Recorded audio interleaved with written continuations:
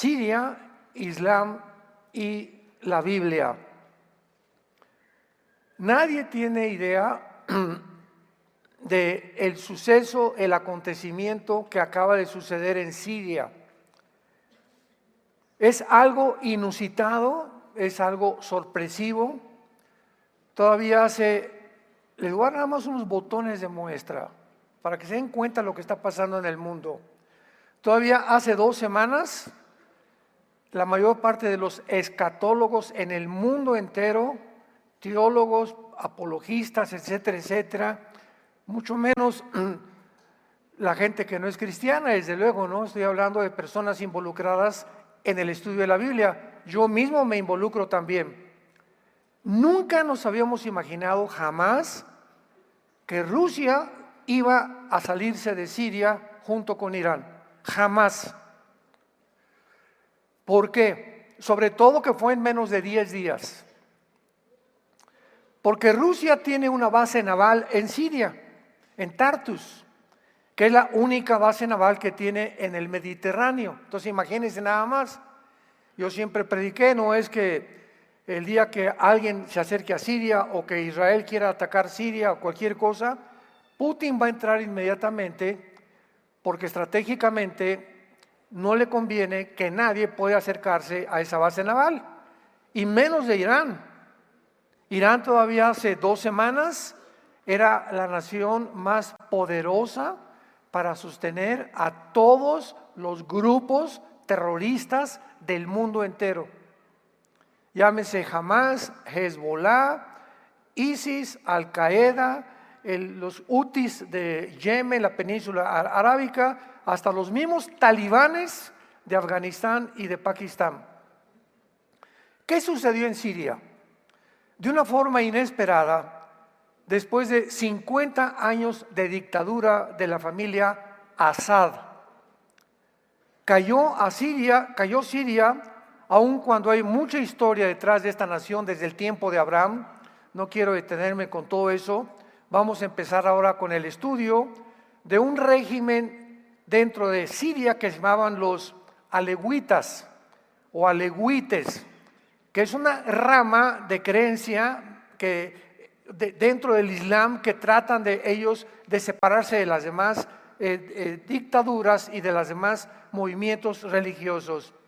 Los alewitas son una minoría muy reducida, muy cerca del Islam chiita, porque el Islam, acuérdense, tiene 2 ramas, los sunis y los chiitas, algo que no le gustaba nunca a los sunis de Siria, porque la mayor parte de Siria eran sunis y hay un enfrascamiento continuo entre sunis y chiitas. El exdictador Bashar Assad, al que acaban de sacar, que ya huyó a Rusia, era un hombre rudo, sanguinario, cruel, posiblemente más cruel que Adolfo Hitler. Fíjense lo que le estoy diciendo. Era un hombre que asesinaba hombres, mujeres, niños. Vamos a ver cuántos cadáveres encontraron que deshizo en ácido de niños, mujeres y de hombres. Estamos hablando más de 80,000 muertos civiles que sus mismos soldados mataron. Cuando el padre de Bashar Assad, que se llamaba Hafez, murió, este hombre que está ahorita refugiado en Rusia, estaba estudiando en Londres y lo mandó a traer y le dijo: por favor, Bashar, vente para acá porque ya necesitamos aquí que la familia continúe. Repito, eran 50 años de dictadura de una familia, del abuelo, del papá y del hijo. Este hombre, Assad, era oftalmólogo, estaba en Londres trabajando como oculista. Entonces él no sabía nada de política ni de mucho menos, pero sin embargo la necesidad hizo que él viniera a Siria a enfrentarse a eso. Y fue llamado a ocupar el puesto. Su padre, sin embargo, ha sido el más cruel y el más sanguinario de todos los dictadores, posiblemente del Medio Oriente, en los últimos 50 años. Porque no solamente masacró y puso en ácido a civiles de su propia nación, sino que también usó armas químicas contra su propio pueblo y además le permitió a Rusia y a Irán entrar a ayudarlo para masacrar a todo aquel que pudiera oponerse. En los 13 años de guerra civil que tuvo Siria desde el 2011, más de 60,000 sirios perdieron la vida, muchos de ellos por los mismos soldados de Bashar Assad.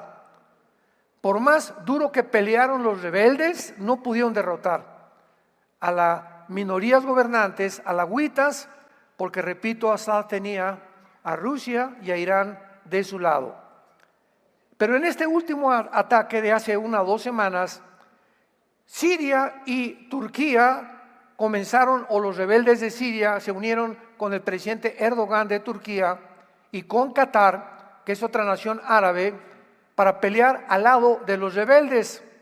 Y comenzaron a avanzar sin que nadie se diera cuenta, primero hacia la ciudad de Alepo, después llegaron a Hama o Hama, a Homs, y finalmente tomaron la ciudad más antigua del mundo, Damasco. Es de las ciudades más antiguas del mundo. Assad salió corriendo hacia Rusia cuando ya llegaron a Damasco y fue gratamente bienvenido por el presidente Putin, principalmente porque llevaba con él sus cuentas bancarias de 160 millones de dólares. ¿Quiénes son los principales protagonistas de este conflicto en Siria? Los principales agresores de la guerra fueron los rebeldes suníes y los kurdos.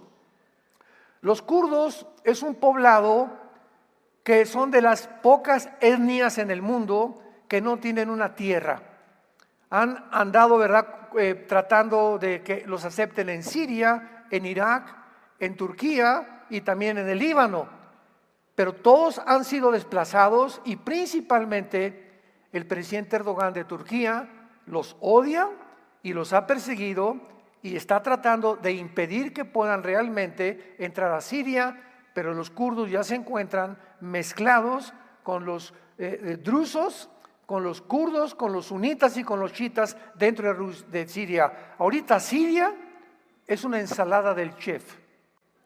Ahorita Siria es una olla express con casi todos los grupos rebeldes ahí en Siria bajo un gobierno de un hombre llamado Jalani, que vamos a ver más adelante que no es un hombre, pero fue excomandante de Al Qaeda, excomandante de ISIS y ahora es el jefe de los rebeldes en el país de Siria. Los kurdos son el más grande grupo en el mundo, repito, sin tierra. Cubren la parte de Turquía, Irak, Siria, Irán, con aproximadamente 40 millones de personas y la mayoría de los kurdos son musulmanes suníes. Ninguna de estas 4 naciones los ha aceptado y han tratado de echarlos fuera y los han perseguido. Pero de mayor impacto en la guerra civil fueron los rebeldes suníes y el grupo más grande fue el que ahora es el jefe de todos los terroristas, que se llamaba Ahmed al-Sharaa. Ahmed al-Sharaa es el jefe que se puso el nombre de al-Jolani, pero su nombre es Ahmed al-Sharaa, con un grupo árabe que acaba de resurgir en el Medio Oriente. Ya oímos a Al-Qaeda, ya oímos a los talibanes, ya oímos a los de Jehová, etcétera, etcétera. Su nuevo grupo se llama en árabe Hayat Tahrir al-Sham. Hayat Tahrir al-Sham, que significa la Organización para la Liberación del Levante.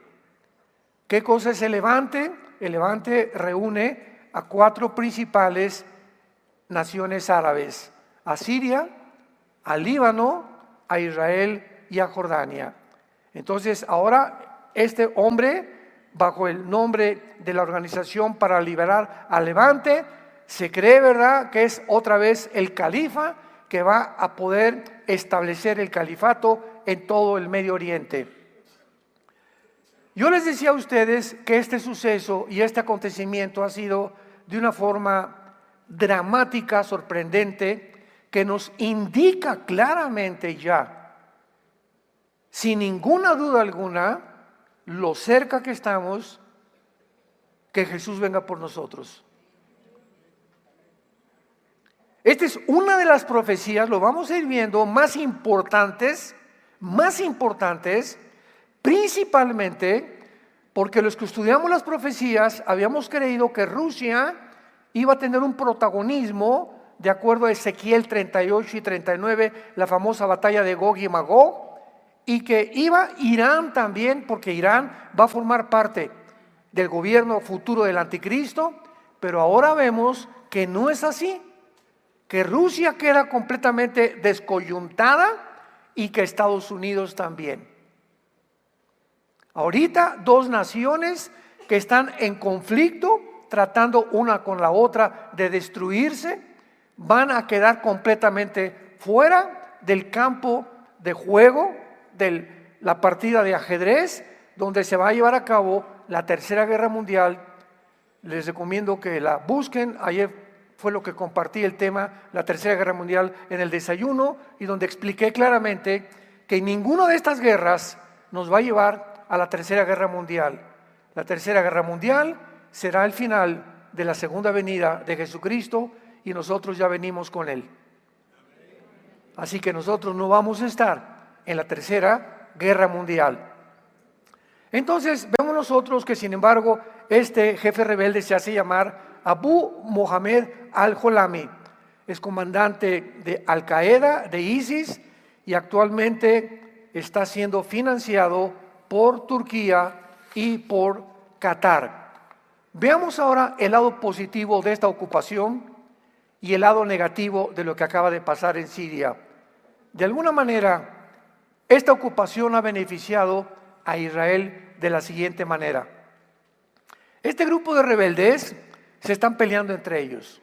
Número uno, porque al principio, la primera semana, trataron, ¿verdad?, como eran de diferentes etnias, diferentes sectas, diferentes religiones, pues todos querían tomar participación y tomar el protagonismo. Pero estos terroristas, aunque se odiaban unos a otros, se unieron a Jolani porque vieron que él llegó a Damasco, y al llegar a Damasco todos se calmaron y se dieron cuenta que Siria estaba en manos de todos ellos, y que el momento en que surge un líder, ya puede el líder decirles: ustedes acá y ustedes allá. Entonces esto desapareció, y esto fue una de las cosas positivas que sucedieron. En segundo lugar, estos grupos buscaban la venganza contra el presidente Assad, contra el dictador Assad, porque solo lo que hizo Assad en una sola prisión en el pueblo de Sednaya, al norte de Damasco, encontraron 75,000 ejecuciones y una inmensa tumba con miles de esqueletos de prisioneros que habían sido sus cuerpos deshechos en ácido, además de 150 fosas con más de 100,000 cadáveres. Todos estos prisioneros que ejecutó el gobierno de Assad eran parientes y familiares de los que se encuentran ahorita como rebeldes, tratando de derrocar, que ya lo hicieron, el gobierno o la dictadura del presidente Assad. Y por eso están felices, porque todos estos muertos, ellos eran familiares de ellos o amigos cercanos. Todas estas matanzas no solamente fueron de Assad, también, repito, Irán y Rusia participaron en estas masacres.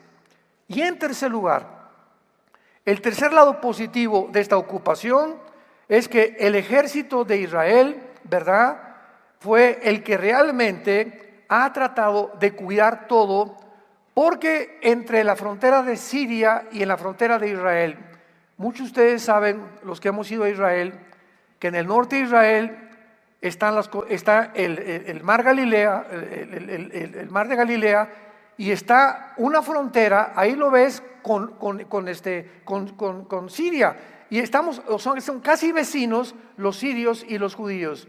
Entonces, hace algunos años, entre la frontera de Israel y entre la frontera de Siria, se formó a 40 kilómetros de la frontera de Israel una zona que se llama de amortización, una zona neutral por las Naciones Unidas. Entonces, esta zona que aparece en azul en muchos mapas, no podían entrar ni los sirios ni tampoco los judíos. Era una zona neutral de vigilancia y estaba en lo que se llama el monte Hermón, y que de acuerdo al libro de Enoc fue donde descendieron casi 200 ángeles en el Medio Oriente en los tiempos del diluvio universal. De acuerdo al libro de Enoc, es lo que eso dice el libro de Enoc. El monte Hermón mide 2.817 metros sobre el nivel del mar. Y es el punto más alto donde Israel ahora, cuando los rebeldes entraron, las Naciones Unidas, los cascos azules de las Naciones Unidas, salieron corriendo de esta zona neutral. Dijeron, por si acaso nos vamos corriendo. ¿Qué hizo Netanyahu? Que ahora lo quieren nombrar el héroe del Medio Oriente y el segundo Churchill del Medio Oriente, porque ha sido un hombre, ha librado a Israel lo que en toda la historia, desde el tiempo de los jueces y el tiempo de Josué, nadie había hecho, de librarlos de los grupos terroristas a su pueblo. Entonces, ahora Israel corre inmediatamente y toma la colina del monte Hermón desde hace 6 días. Y ahora desde esa colina del monte Hermón pueden ver todo lo que pasa en Siria y lo que pasa en el Líbano. Y lo que pasa también muchas veces con los telescopios que tienen hasta llegar a Irán. O sea, es un punto estratégico que le convenía a Israel y hace mucho tiempo que lo querían tomar. ¿Ves? Destruyeron, y ahora Israel, en segundo lugar, cuando entran los rebeldes, tenían esta preocupación, que los rebeldes no tomaran las armas que dejó Rusia, que dejó Irán y que dejó el dictador Assad. Escuchen lo que hizo en 48 horas Israel. En cuanto vio que estaban avanzando los rebeldes hacia Damasco, escuchen esto: destruyeron sus bases navales con 15 barcos de guerra, docenas de misiles. La Fuerza Aérea de Israel fue completamente, entró a dañar todos los campos de aterrizaje en Siria. Destruyeron sus baterías antiaéreas derribadas, sus misiles Scud, todos sus jets destruidos, radares, tanques, centros de entrenamiento, helicópteros, lanzadores de misiles, almacenes de armas químicas, etcétera, etcétera, etcétera. Quedó Siria completamente pelona. Los rebeldes ya no podrían usar esas armas. Y de esta forma vemos nosotros que vuelve Dios, el Dios del cielo, el Santo de Dios de Israel, a decir: este es mi pueblo, nunca será destruido.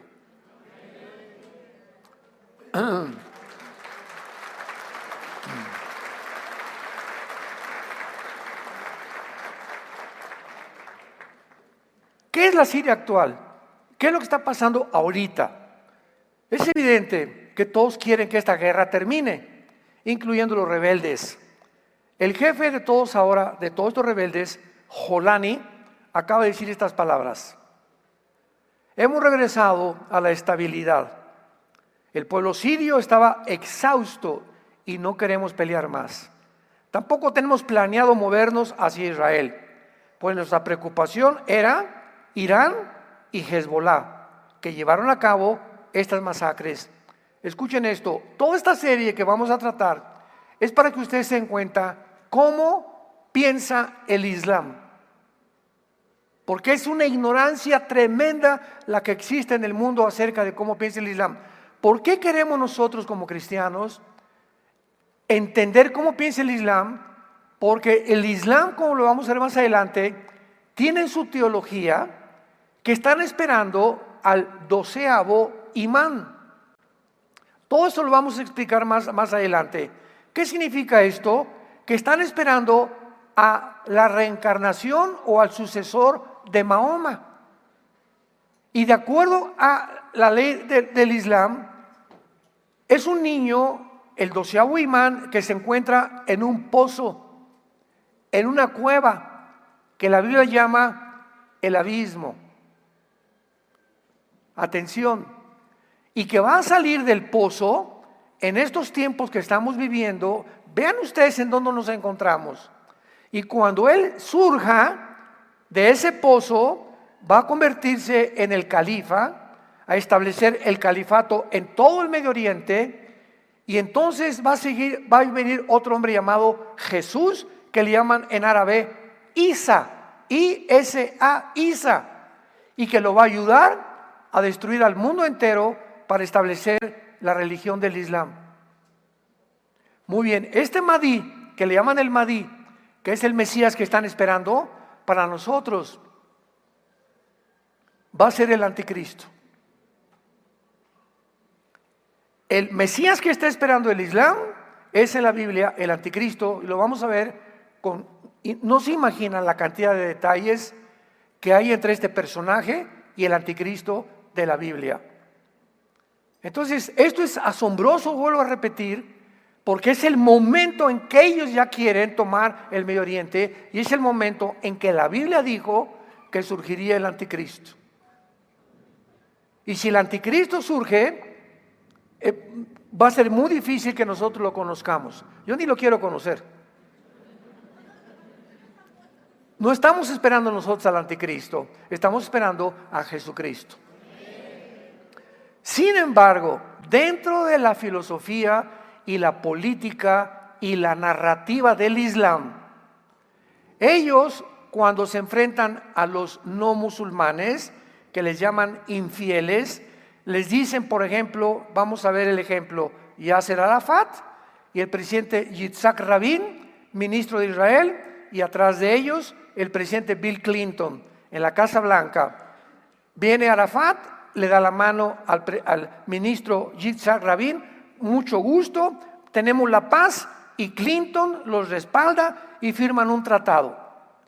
Esta es la voz de Arafat en el mundo occidental. Arafat toma el avión al otro día y regresa con los suyos y les dice: les he mentido. Porque para ellos mentirles a los no musulmanes no es pecado delante de Alá. Entonces, nunca, jamás de los jamases, Israel ha creído lo que ellos dicen. ¿Por qué? Porque no es cierto. Es la forma en la que manejan ellos su política. Entonces, cuando ahorita todas las naciones están hablando, vamos a tener 2 estados dentro de Israel. El estado palestino, ¿verdad? Que ya casi desapareció el grupo terrorista de Hamas, y Israel. Y si se juntan, Israel le da la oportunidad a los pobrecitos palestinos para que puedan fundar una nación junto con Israel. Va a haber paz entre Israel. Israel está invadiendo Palestina o Gaza, o a los palestinos, no les está dando de comer, los tiene completamente, ha matado muchos civiles, etcétera, etcétera. La víctima son los terroristas y no Israel. Y los judíos saben perfectamente bien. Ellos han firmado desde 1948, cuando David Ben Gurión nombraron primer ministro de Israel, que les han ofrecido la paz. En 2007 le dijo al Fatah, Hamas, Israel: ahí está Gaza, hagan ustedes lo que quieran. Y había cantidad de reservaciones judías dentro de Gaza, con judíos viviendo. Y llega Israel y les dice a todos los judíos de Gaza: sálganse, porque ahora es de los palestinos este terreno. Y los judíos les dejaron hospitales, les dejaron campos de fútbol, les dejaron departamentos, les dejaron colegios para los niños, les dejaron asilo para ancianos. Y cuando se salieron los judíos que habitaban Gaza por órdenes del gobierno de Israel, ¿saben lo que hicieron los palestinos? Quemaron los campos de fútbol, quemaron los hospitales, quemaron todas las cosas que los judíos dejaban ahí, porque dijeron: no queremos que nada huela a judío. Y desde el 2007 que se salieron los judíos, no volvieron a intervenir. Y entonces ellos se dividieron entre Al-Fatah, el gobierno de Mahmoud Abbas, y comenzaron a formar un grupo que se llamó Hamas. porque ellos decían, si queremos exterminar a Israel, no queremos un gobierno, necesitamos un grupo militar, y no lo tenemos. Entonces formaron militarmente a Hamás. Y entonces Hamás, ya que se armó 2008, 2009, 2010, comenzaron a mandar misiles casi todos los días a Israel. Y dale, y dale, y dale, y dale, hasta que el 7 de octubre del año pasado, dijo Netanyahu, estamos hasta aquí de ustedes. Entran y matan a 1,200 judíos, se llevan a 240 rehenes a Gaza, meten en el horno de microondas a niños de 3 o 4 meses en frente de sus padres, le cortan la cabeza a judíos civiles en frente de esposas, les queman todas sus casas y todos los kibbutz, y huyen y se esconden detrás de las escuelas y los hospitales. Ahí esconden sus bombas para que el mundo los victimice y para que ante el mundo los judíos sean los que cometieron genocidio. Jesús, María y José y el burrito que los acompaña. Y esta narrativa se manejó en todos los medios de comunicación. Todos los medios de comunicación manejaron esta narrativa.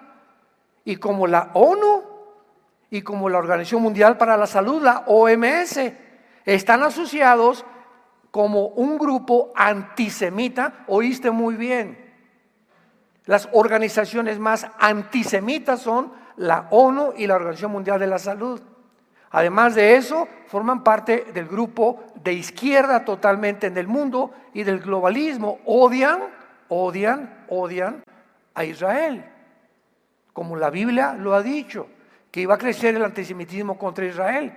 Entonces, cuando la ONU les pedía a Hamás, a los palestinos, ¿cuántos civiles han matado los soldados de Israel? 50,000, 60,000, y publicaban en los periódicos, CNN principalmente, los judíos han invadido y han matado a 60,000 civiles. No es cierto, no es cierto, no es cierto. ¿Quién estaba proporcionando las estadísticas? El grupo guerrillero, el grupo terrorista. No el grupo de Al-Fatah, que es el grupo de Mahmoud Abbas, que es lo que representa el gobierno civil. No, eran los militares los que daban las estadísticas para victimizarse delante del mundo. Y el mundo creyendo y creyendo y creyendo y creyendo, así como creímos, bueno, creyeron, dijo el otro, en las vacunas. Lo mismo ha sucedido en el mundo, una ignorancia tremenda.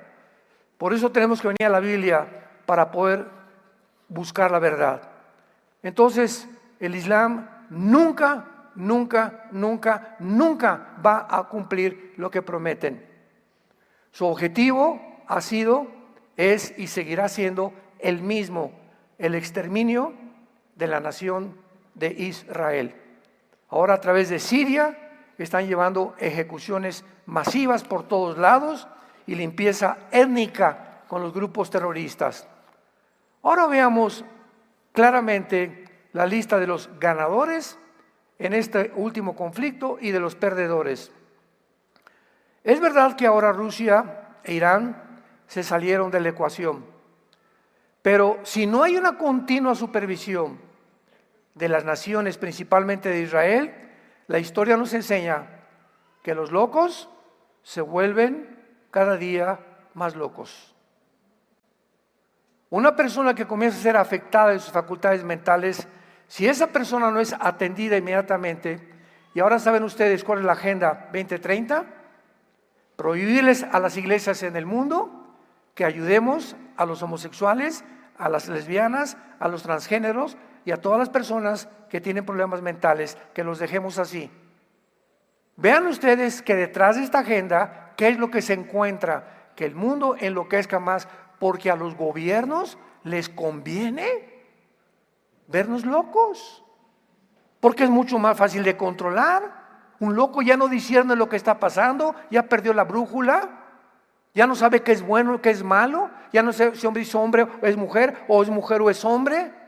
Todo tiene un plan debajo de lo que nosotros podemos ver en apariencia, que es satánico. Y Satanás sabe, dice Apocalipsis 12, que le queda muy poco tiempo.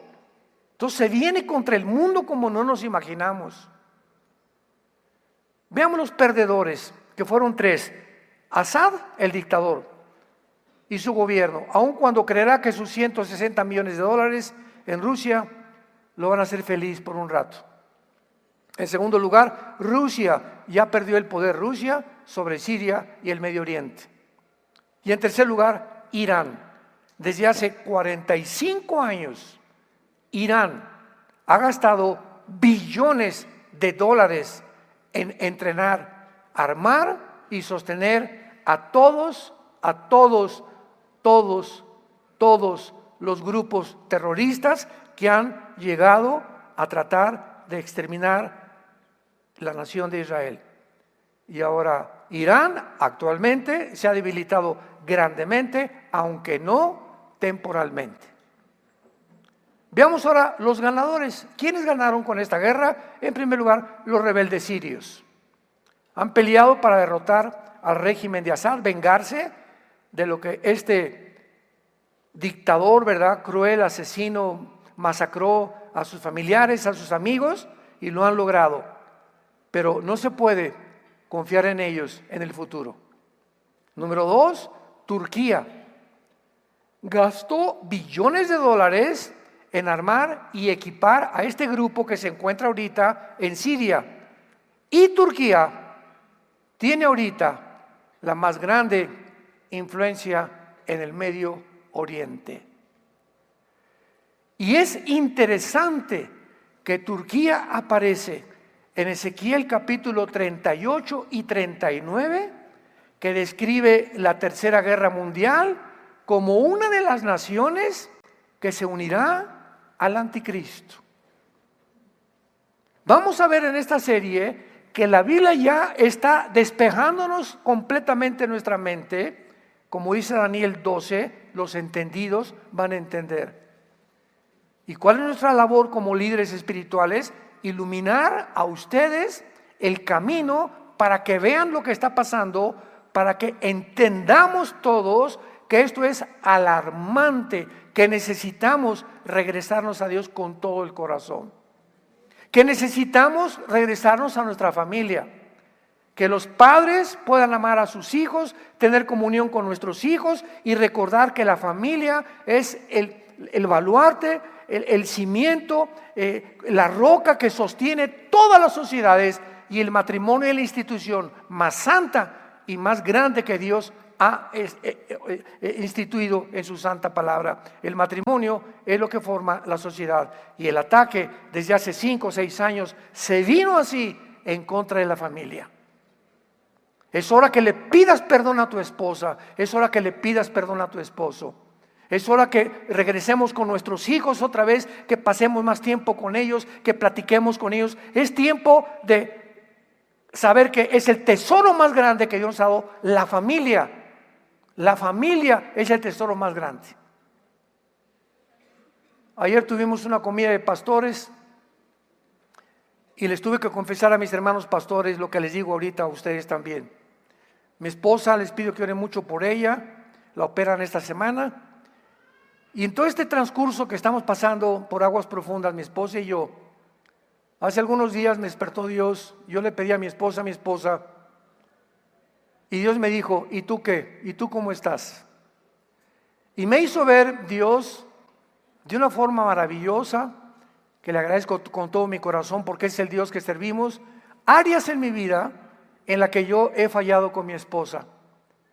Y comenzó a convencerme el Espíritu Santo que debo ser más amoroso con ella, más cuidadoso con ella, más detallista con ella, pasar más tiempo con ella, y no tanto que viajes y prédicas y por acá y por allá. Y me volvió a recordar Dios: Armando, tu principal oveja es tu esposa.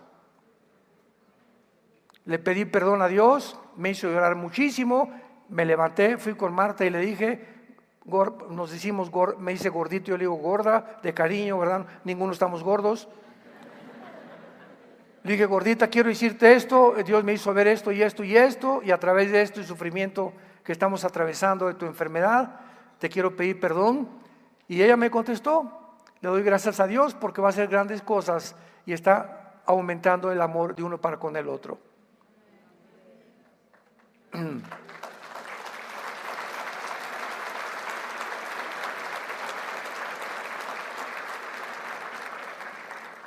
es tiempo de arrepentirnos. Todos, ninguno somos perfectos. Todos tenemos que examinar, como decía David, examíname, oh Dios. Ve si hay camino de iniquidad en mi vida, Padre. Llega un tiempo en que creemos que si alguien no nos dice que estamos mal, seguimos actuando y se vuelve una rutina. Hay muchos matrimonios que viven bajo el mismo techo y tienen años o meses divorciados emocionalmente.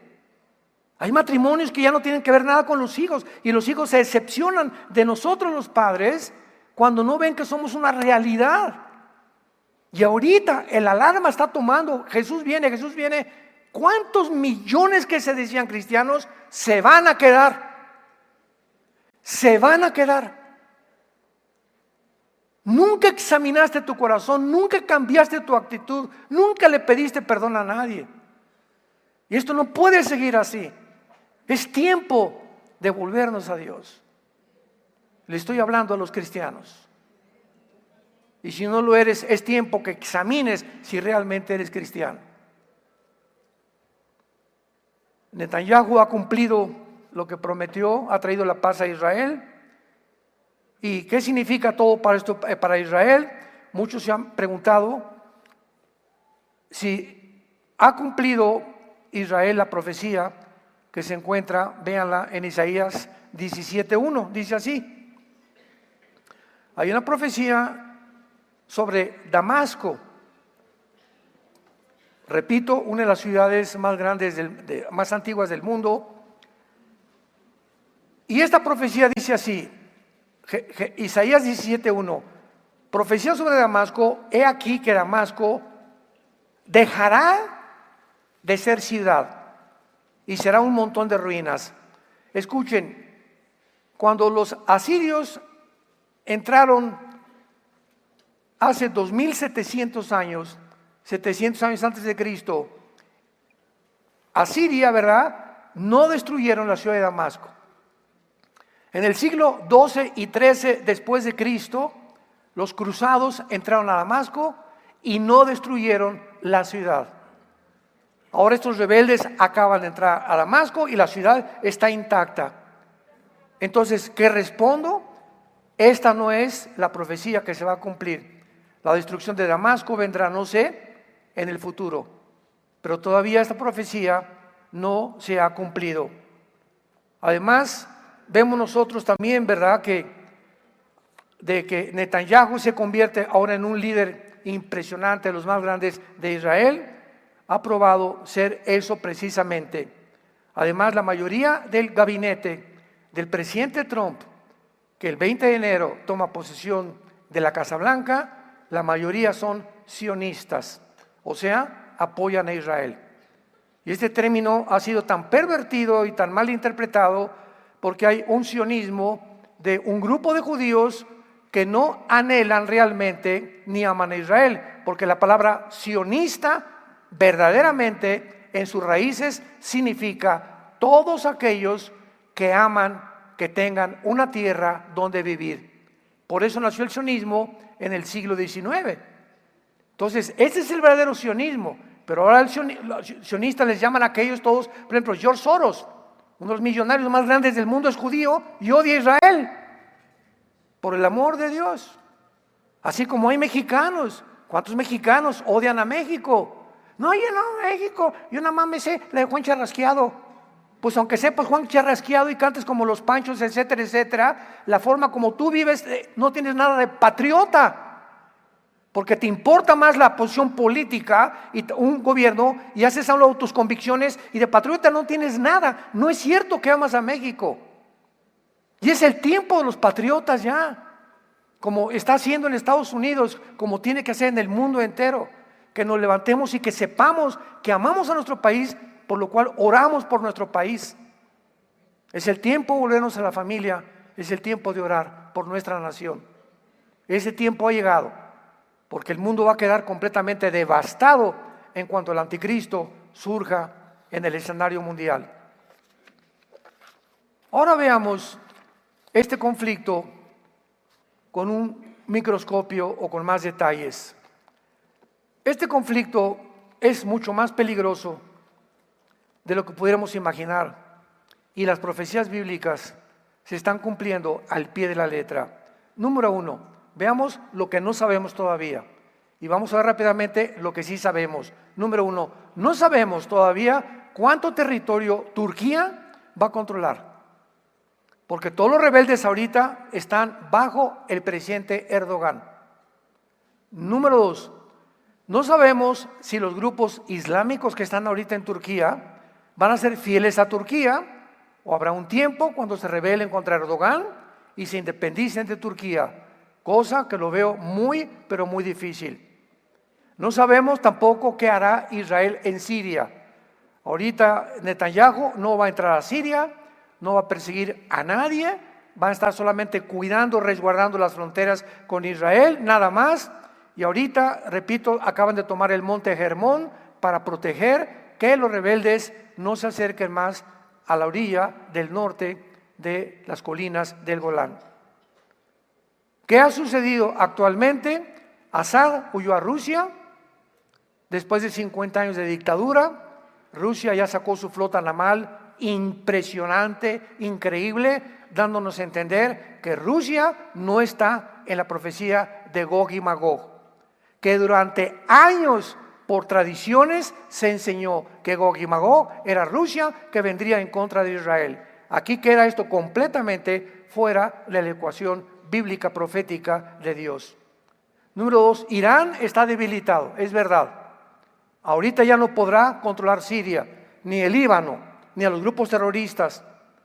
Irán había controlado a Libia, a Irak, a Siria y a Yemen. 4 naciones árabes.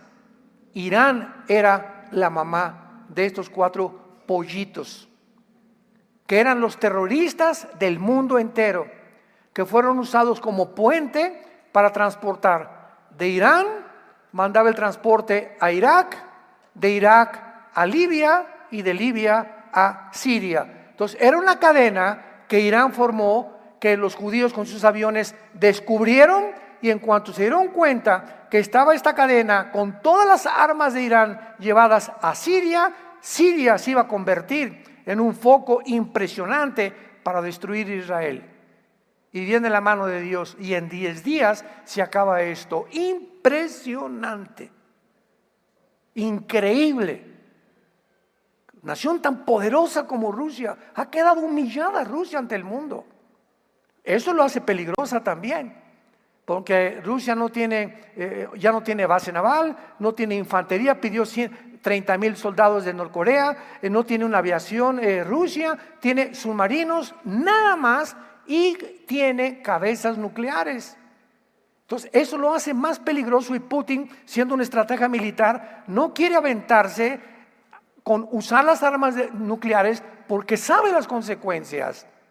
Si usa un misil nuclear en Ucrania, que aunque no pertenece a la OTAN, va a contaminar la radiación de la bomba nuclear de Ucrania a Polonia, a Rumanía, a Alemania, y entonces la Unión Europea va a entrar ahora sí a defender a Ucrania y lanzarse contra Rusia. Putin es demasiado inteligente para hacer esto, pero lo va a hacer en los próximos días o no sé meses, porque está muy acorralado, igual que Irán. Está como un AliExpress el mundo entero. Ahora el eje maligno, que ha sido roto temporalmente, ¿verdad?, se ha convertido completamente ya en Turquía. En tercer lugar, este conflicto ahora se puede globalizar por el apoyo de Turquía, Qatar y Siria a los grupos yihadistas islámicos. Todos los grupos terroristas en el mundo actualmente ya encontraron una base, cuarteles generales, Siria. Y eso lo hace peligroso también para la situación de Israel. Ahora Turquía es el papá, repito, del Medio Oriente, y es interesante que cuando Siria parece perdida, Siria, ¿y abrieron los oídos? Siria será la nación de donde surgirá el anticristo. Siria es la nación de donde surgirá el anticristo. El anticristo surgirá de la antigua Babilonia, que es Irak, Siria y el Líbano, como lo vamos a ver en las otras conferencias, sin ningún lugar a dudas. Y la Biblia le llama al anticristo, Isaías 10, Miqueas 5, del 4 al 5, Isaías 14, Ezequiel capítulo 31, le llama el asirio. Jamás se le llama Gog al anticristo, ni se dice que viene de Rusia. Rusia ni aparece en las profecías bíblicas. Pero vemos nosotros como estudiantes de la Biblia que mientras más nos acercamos, más luz tenemos y tenemos que reconocer y decir: Señor, en esto no estaba yo completamente, no quise ser dogmático, pero veo claramente ahora con más luz que tú estás acomodando las piezas para que podamos seguir esta luz y enseñárselas a ustedes. Y ustedes conozcan más profundamente la palabra de Dios. Yo les dije que era un hecho inusitado, precisamente por eso, porque es la zona del Medio Oriente donde el anticristo surgirá. Y el anticristo será musulmán. Fíjense lo que le estoy diciendo. El anticristo será musulmán. Para que yo les diga esto, necesito tener bastante información de muchos estudios claramente corroborados, que conforme van pasando los eventos se va comprobando claramente que tiene que ser islámico. Y la ley Sharia es la ley que dice Daniel 7:25, que quitará las leyes y quitará los tiempos, porque ellos tienen otro calendario que nosotros no tenemos. Para el Islam, el año 1 es el año 622 después de Cristo, cuando Mahoma salió de la ciudad de Medina y de la ciudad de Arabia Saudita. Y entonces el calendario de ellos es completamente diferente. Y esto va a ser lo que va a ser el anticristo. Veámoslo rápidamente, no quiero que se vayan aquí con algo atorado. Vean Isaías 10. Rápidamente un botón de muestra y lo vamos a desarrollar en la segunda conferencia. Isaías capítulo 10, versículo 5. Oh Asiria, que es la Siria actual. Esto fue escrito hace 2650 años aproximadamente. Oh Asiria, báculo de mi furor, en su mano he puesto mi ira. Le mandaré contra una nación pérfida y sobre el pueblo de mi ira le enviaré, que es Israel. Porque cuando venga el anticristo, Israel ha apostatado, ha firmado un pacto de muerte con el anticristo, para que quite despojos, arrebete presa y lo ponga para ser hollado como lodo en las calles. Versículo 12. Pero acontecerá que después que el Señor haya acabado toda su obra en el monte de Sión y en Jerusalén, ¿esto ya sucedió? ¿Cuándo va a suceder esto? Hasta la segunda venida de Cristo. Cuando acabe Dios con su plan con Israel, castigará el fruto de la soberbia del corazón. ¿De quién? Del rey de Asiria. Y la gloria de la altivez de sus ojos. Porque dijo, aquí le está hablando al anticristo ya Dios: con el poder de mi mano lo he hecho, con mi sabiduría porque he sido prudente. Quité los territorios de los pueblos y saqué sus tesoros. Derribé como valientes a los que estaban sentados, y halló mi mano como nido las riquezas de los pueblos, y como se recogen los huevos abandonados, así me apoderé yo de toda la tierra. Esto nunca en la historia se ha cumplido. ¿Quién lo cumplirá? El rey de Siria, que ya después lo vamos a comparar con los otros pasajes, con Daniel capítulo 8, que es la evidencia ya más grande que hay, etcétera, etcétera.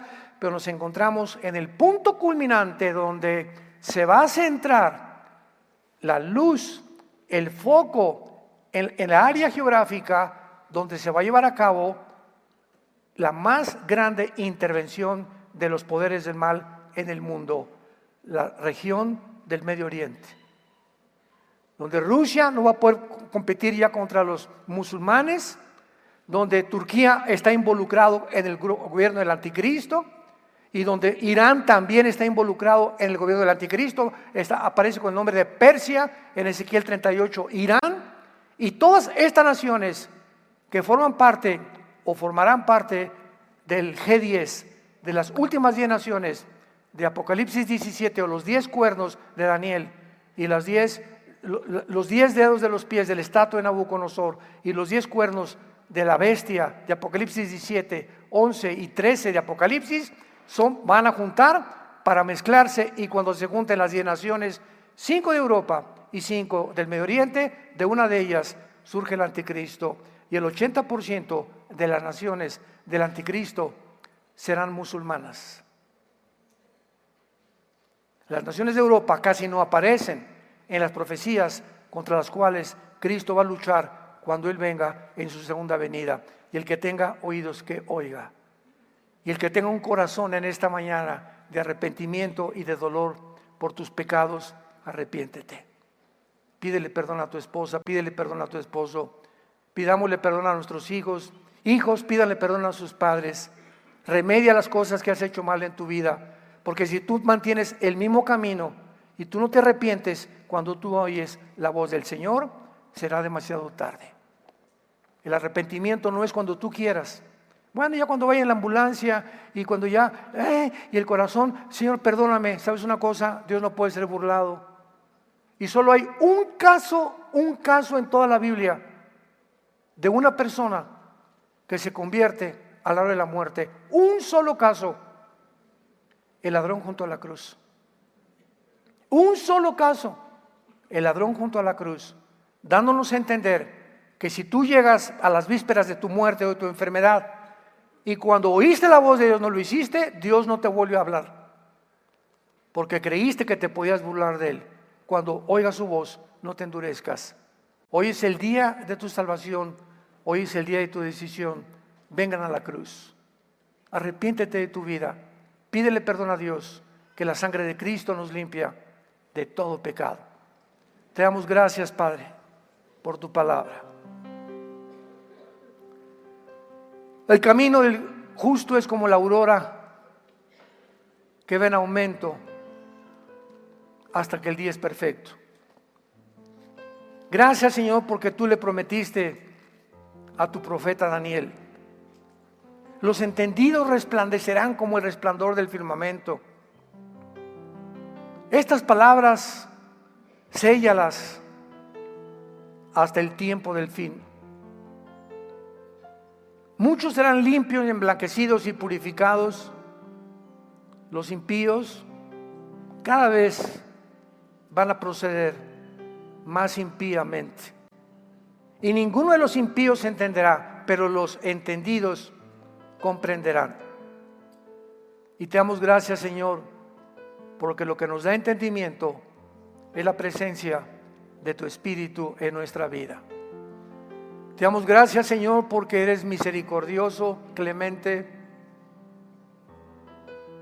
Clama, oh alma mía, a Jehová, y no te olvides.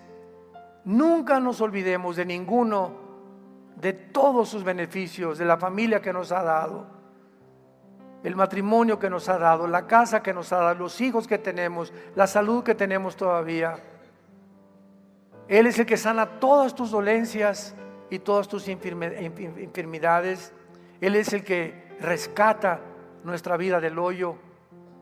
Nos corona de favores y misericordias, porque grande, grande es Jehová. Y su misericordia más alta que los cielos. Nunca te dejaré, dice el Señor. Nunca los abandonaré. Siempre estaré con ustedes. Hoy más que nunca, óiganme, dice el Señor. Oye la voz de mi palabra, porque son fieles y verdaderas. El tiempo ha llegado. Preparémonos para encontrarnos con Dios. Ven a la cruz en esta mañana, cualquiera de ustedes que nos escucha también por la televisión, y dile a Dios: perdona mis pecados. Me arrepiento de mi vida sinceramente. Creo que en esa cruz pagaste con tu sangre por ellos, y te pido, Jesús, porque creo que a los 3 días, después de ser crucificado, muerto y enterrado, resucitaste a los 3 días para darme la esperanza de algún día volver a vivir después de esta vida eternamente contigo. Te recibo como mi Señor y mi Salvador, en tu nombre precioso, Señor Jesús. Amén. Bellas palabras hemos oído en esta mañana. Los cielos y la tierra pasarán, pero mis palabras permanecerán.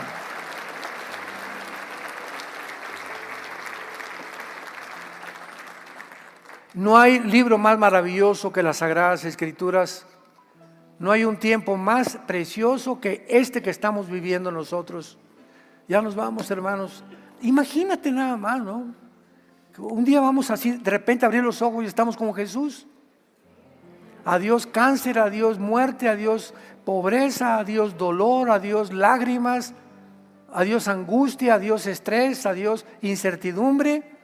Las cosas viejas pasaron y ahora todas van a ser hechas nuevas, aparte en el cielo con el Señor Jesucristo. Y vamos a regresar otra vez, pero no a Tlalnepantla, a Jerusalén. Y nos vamos a volver a ver. ¿Qué hubo, Panchito? ¿Qué hubo, mi buen Juan? Ven para acá. Tú sí, muchos de nuestros hijos van a estar con nosotros. Muchos familiares nos vamos a volver a ver. Muchos ahorita son viejitos y nos vamos acabando celularmente. Vamos a tener un cuerpo completamente nuevo y vamos a ver, mira, esa era Doña Chole. Y ahora parece princesa.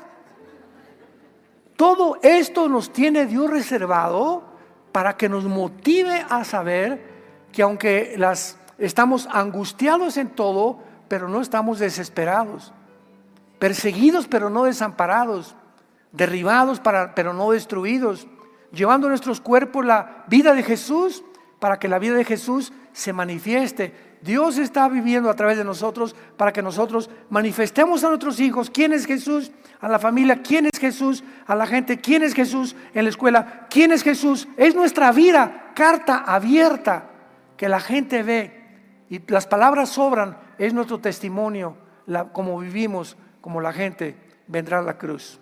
Y es el tiempo de volvernos a Dios. Que Dios los bendiga, que tengan mucha paz.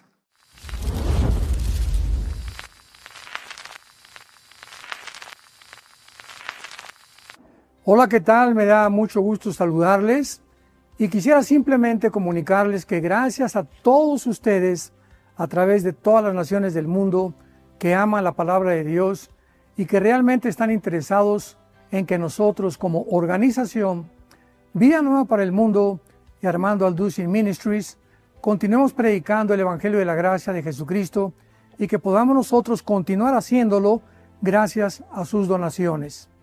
Este año cumplimos 46 años de ministerio, 46 años donde hemos predicado, hemos enseñado, hemos tenido seminarios y de diferentes formas de estudios bíblicos alrededor del mundo y hemos pensado y considerado de una forma fiel el Evangelio de la sana doctrina de Jesucristo. Nosotros, con todas estas donaciones, tenemos que sostener pastores, misioneros, obras, equipos de televisión y aún continuamos buscando la manera de poder elevar este ministerio. Hasta este momento quiero que ustedes estén enterados que no tenemos una sola propiedad como organización y así hemos trabajado durante 46 años porque le damos la importancia a la evangelización, a las misiones y también a los hombres de Dios para levantar más pastores. Le damos las gracias y que pueda Dios con su gracia tocar sus corazones y que puedan ustedes invertir en un terreno donde es fructífero, porque creemos que ha producido bastante buen fruto para la gloria de Dios.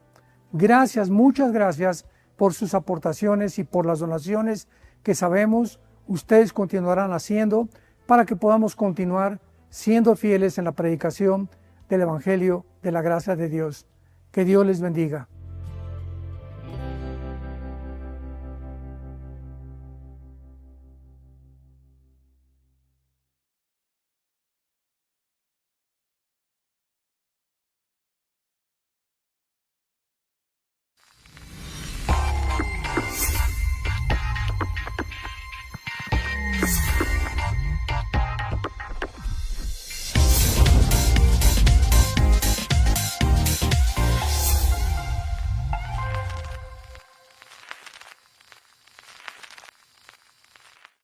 La conferencia anterior se las recomiendo. Di un resumen muy claro acerca, número uno, de lo que está pasando en Siria. Lo que sucedió hace 1 o 2 semanas, que es un evento inusitado, admirable, increíble, asombroso, que nadie, ni comentaristas, escritores, mucho menos, desde luego, politólogos, ni cristianos, ni yo siquiera, o los que estudiamos las profecías, íbamos a poder imaginarnos que Rusia se iba a salir de Siria junto con Irán. Simplemente porque Rusia tenía ahí en Siria la única base naval en el mar Mediterráneo. Y pues durante muchos años estuvo tratando de enseñar de que Rusia, en el capítulo 38 y 39 de Ezequiel, que se describe la guerra famosa de Gog y Magog, era Rusia. Y con esto, ¿verdad?, viene a desbaratarse todo aquello que se había construido como una interpretación, ¿verdad?, que dice la Biblia en 1 Corintios 8, lo que sabemos, no lo sabemos como lo deberíamos de saber. Entonces, mientras más avanzamos hacia la culminación del plan de Dios, más luz comenzamos a entender, y lo mismo pasa con la educación primaria. Cuando llegas a la primer año de primaria, comienzas a iniciar a sumar, pasas a restar, pasas a dividir, raíz cuadrada, llegas a la secundaria, álgebra, y mientras más vas avanzando, ¿qué cosa? Más vas abriendo el entendimiento sobre las matemáticas. Cuando estudias un idioma, el japonés, inglés, la A, la B, la C, lo mismo es con la Biblia. En la Biblia hay niños cristianos, otros están en la secundaria en la Biblia, muchos de ustedes en la preparatoria, otros en la universidad, pero nunca nos vamos a graduar hasta que estemos con Él. Y todavía seguiremos aprendiendo con Él. Entonces, este conflicto en Siria es muy importante, es muy interesante, porque las profecías bíblicas han comenzado a cumplirse con una velocidad inusitada. Vean rápidamente en Romanos capítulo 9, un versículo muy interesante al respecto. Romanos capítulo 9, versículo 28. Romanos 9, 28. Porque el Señor ejecutará su sentencia sobre la tierra en justicia y con prontitud. En otras palabras, esta palabra prontitud, que es la palabra griega suntemos, significa con velocidad inesperada, vertiginosa, cuando menos nos demos cuenta. Y esto que pasó en Siria, vuelvo a repetir, fue inusitado. Nadie podía imaginarse que esto iba a suceder. Y sucedió en menos de 10 días. En 10 días ya estaban los grupos rebeldes, financiados por Turquía y por Qatar, habían tomado Alepo, Hom, hasta que llegaron a la ciudad de Damasco, que es la capital. Pero sucedió tan rápido todo, y así van a seguir sucediendo los eventos en el mundo. De repente Putin comienza a invadir Ucrania, ahora China quiere invadir Taiwán, Corea del Norte quiere invadir Corea del Sur, y estamos en un mundo muy conflictivo donde muchos intereses políticos y económicos se están llevando a cabo. Y necesitamos esta guía que es la Biblia para que no perdamos el camino. Toda esta semana me hablaban, me decían, oiga, por favor, denos una opinión, grabe un programa, porque tantas opiniones de lo que pasó en Siria, ¿qué dice la Biblia? ¿Qué dice la Biblia? ¿Qué dice la Biblia? Y una de las cosas que he aprendido al enseñar la Biblia, y después de que sucede un evento, es no precipitarnos en decir qué está pasando. Por ejemplo, cuando derramaron las Torres Gemelas el 11 de septiembre del 2001, ¿verdad? Decían que era la Babilonia de Apocalipsis 18 que estaba cayendo. Cuando las lunas de sangre aparecieron, se está cumpliendo la profecía de Joel capítulo 2. Y se adelantan tantas personas con el propósito de tener seguidores, con un amarillismo profético no sano, viciado completamente, cantidad de redes sociales y cristianos y no cristianos con otros motivos equivocados para poder llamar la atención. Y hasta este día Dios me puso en mi corazón no solamente dar un reporte, sino es tan profundo esto que Dios puso en mi corazón dar una serie. O sea, varias conferencias, no sé, 4, 5, 6, vamos a llevar a cabo para poder tener el panorama completo, porque creo que va a ser una de las series más importantes que he compartido en dónde se encuentra el mundo actualmente y lo cerca que estamos de las profecías de que Cristo viene en cualquier momento por nosotros. Veamos en primer lugar en esta tarde lo siguiente. No cabe duda que Dios, el Espíritu Santo, ha comenzado a revelar que el Islam jugará un papel central en los eventos de los últimos tiempos. Me escucharon muy bien. Las últimas naciones con las cuales Cristo va a pelear en la guerra del Armagedón serán naciones islámicas. El grupo de naciones que va a formar el anticristo serán naciones islámicas. Y cuando comenzamos a entender, por ejemplo, 1973 aproximadamente, Irán se lleva casi a 200 personas como rehenes a Entebbe en África y entran a la embajada americana, los amarran a todos y por primera vez comenzó a sonar el nombre de Irán. Un grupo impresionantemente entrenado de judíos, entre ellos el hermano del actual ministro Benjamín Netanyahu, fue el único en morir en ese rescate en Entebbe, África, cuando fueron impresionantemente en la noche, llegaron con los aviones, sin que nadie se dio cuenta, se imaginan, rescataron a 202 casi diplomáticos y ciudadanos americanos.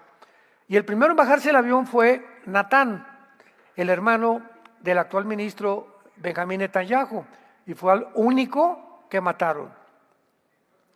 Entonces, este estudio que vamos a ver nosotros tiene como propósito que tengamos una comprensión mucho más profunda, vamos a ahondar, vamos a hacer pozos ahora sí, acerca de cómo se están desarrollando, con qué rapidez, con qué velocidad va el mundo, que es tan rápido que mucha gente se va a quedar así y va a decir, ontoy. Y como en los días de Noé, comían, bebían, se daban en casamiento y no entendieron. Bueno, ¿qué hay de malo comer, beber y darse en casamiento? Eso no son pecados. No dice la Biblia como en los días de Sodoma y Gomorra, como en los días de cuando los Nefilim y los ángeles se mezclaron con mujeres en el diluvio, antes del diluvio. Dice, comían, bebían y se iban en casamiento. O sea, cuando todo esto comienza a suceder, el mundo no va a estar preparado. Cada quien en su rollo, ¿verdad? Me meto en mi círculo. Yo soy doctor, pues nada más, doctor, mi clínica, abogado, yo soy nada más, vendo tortas, nada más me preocupa vender mis tortas, dinero, poder sobrevivir, etcétera, etcétera. Y comenzamos cada quien a formar una cárcel individual como seres humanos, donde nos comenzamos a desalinear y a olvidar, número uno, de nuestra familia, que es la principal responsabilidad para un varón cristiano, principalmente para nosotros los varones, a quienes Dios nos ha encargado nuestra familia, de darles a nuestros hijos un buen ejemplo. Mi esposa tiene que ser la reina, y te dice Dios, ay de a ti, Pancho Pistolas, el día que le pongas una mano a tu esposa, el día que dejes de ser caballero con ella, el día que dejes de tener detalles con ella, el día que cuando se suba al carro ya no le abres la puerta para que se suba, sino al revés, la quieres que se vaya en la cajuela. Ya tienes meses o años que no le mandas un ramo de flores, ya no le dices amor. Y cuando llegamos a ese punto en la vida, porque estamos tan enfrascados nada más, business, business, business, el negocio, hacer dinero, etcétera, etcétera, y se nos olvida lo principal, nuestros hijos, ya hace mucho que no te vas con él a patinar, al boliche, a ver una película con tu hijo, con tu hija, etcétera, etcétera, comenzamos a creer que somos cristianos. Y que con venir el domingo a la iglesia es suficiente. Y es el tiempo en que Dios comienza a sacudir todas las cosas para mostrarnos que la familia tenemos que ponerle la principal prioridad en nuestra vida cristiana. Y cuando hagamos eso, podemos entender y podemos agradar a Dios. Entonces, yo le digo a mis pastores continuamente, la iglesia y el ministerio no es nuestra prioridad, es mi esposa y nuestros hijos. En cuarto lugar, el ministerio. Igual en tu trabajo, tu clínica, tu bufete jurídico, tu pastel de tortas, tu pastel de chile, tu tienda de chiles rellenos, tu taller de carpintería, de mecánica, no es tu prioridad. Tu prioridad es tu esposa y tus hijos. Y Dios va a bendecir tu negocio o en lo que estás involucrado cuando tú le des prioridad a tu familia. Nunca se te olvide eso, porque es la palabra de Dios. En Daniel capítulo 12, vean ustedes Daniel capítulo 12, Dios le reveló al profeta Daniel que la verdadera comprensión de sus profecías, de todas las que Dios le dio a Daniel, permanecerían selladas hasta el tiempo en el que tú y yo estamos viviendo. Daniel 12, versículo 4 y versículo 9. Pero tú, Daniel, cierra las palabras y séllalas, o sella el libro. ¿Hasta cuándo? Hasta el tiempo del fin. Muchos correrán de aquí para allá y la ciencia o el conocimiento se aumentará, que son evidencias que hemos visto en el siglo XX. Del burro, brincamos casi en 6,000 años al motor de gasolina, hasta el siglo XX. 1904, 1905, el primer carro modelo Ford, que corría 25 kilómetros por hora. 1906, los hermanos Albright intentan por primera vez volar. Del burro brincamos al motor de gasolina en menos de 50 años del siglo XX.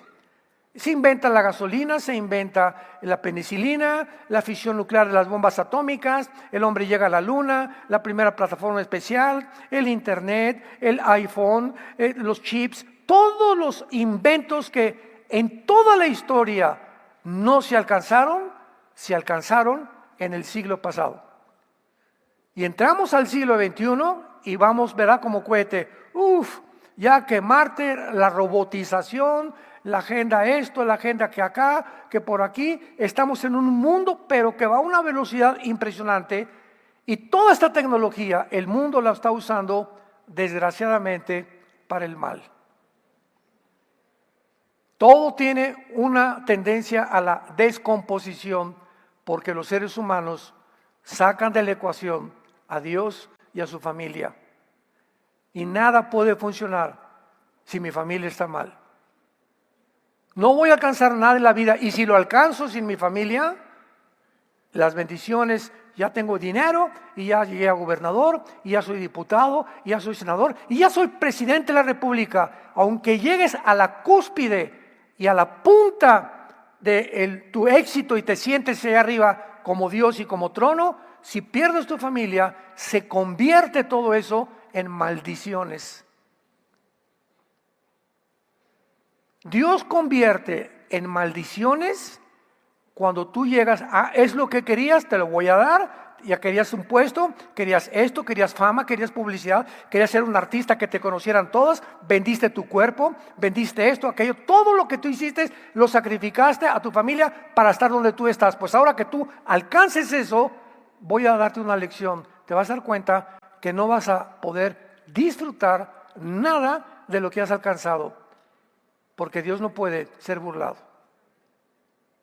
Qué lección tan importante Dios nos da.